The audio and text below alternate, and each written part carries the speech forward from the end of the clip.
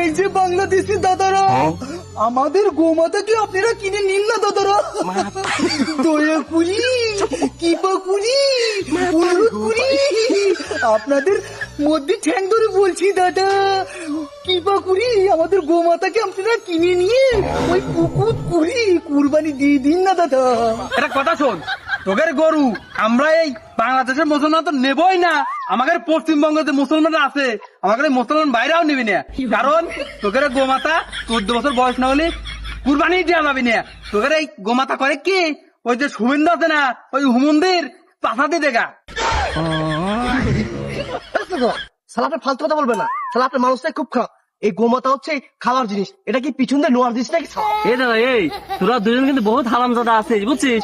তোরা এই পাম্পটি দিয়ে এই গোমাতা আমার কাছে বিক্রি করে পরে আমাকে ফাঁদে ফেলাবি, তাই না? আমরা বুঝি না। দেখালু ওরা তো খালি গোমাতার সন্তান দাবি করে, কিন্তু আসলে গোমাতার সন্তান না। দেখ গরু 4খান পাও আছে, কান আছে, গরু ঘাস খায়, লেজ আছে, ওখানে 4 দিয়ে পাও কো, ওখানে লেজ কো, ওখানে কান কো গরুর মতো। দাদা গোমাতা নিবেন না ভালো কথা, শালা ফালতু কথা বলছেন কেন?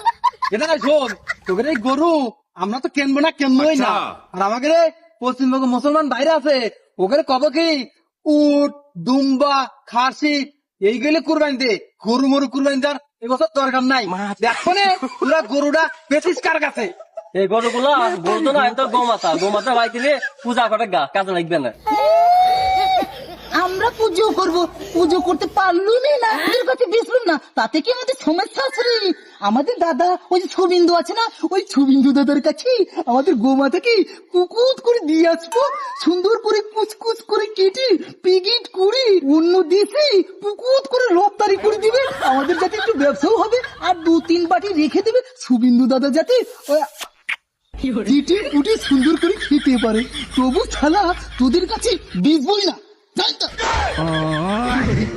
আবার খেলা এই গোমাতা বেসনে কায়দে বিদে অস্থির হয়ে গেলি, আবার এখন আবার উল্টে চাপ নিচ্ছে, বেচবই না। যা না বেশি ভাই রে, পূজা করে গা আর খুশি করে কাটে খাগা।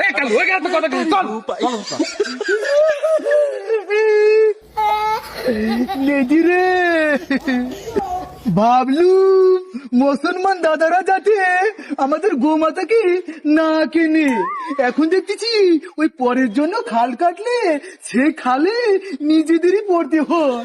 এখন তো আমরা গোমাতা বেচতেই পারবো না, তাহলে আমাদের ব্যবসা কিভাবে হবে? কেন বাবা, ওই আপনার বাবা সুবিন্দু আছে না, ও শালার কাছে নিয়ে যান, ও শালা কুচি কুচি করেই কেটে খাবে। চলো। ওই শালা শান্তির ছেলের জন্যই তো আজ এত ঝামেলা আমাদের দিচ্ছি। আমাদের এই পশ্চিম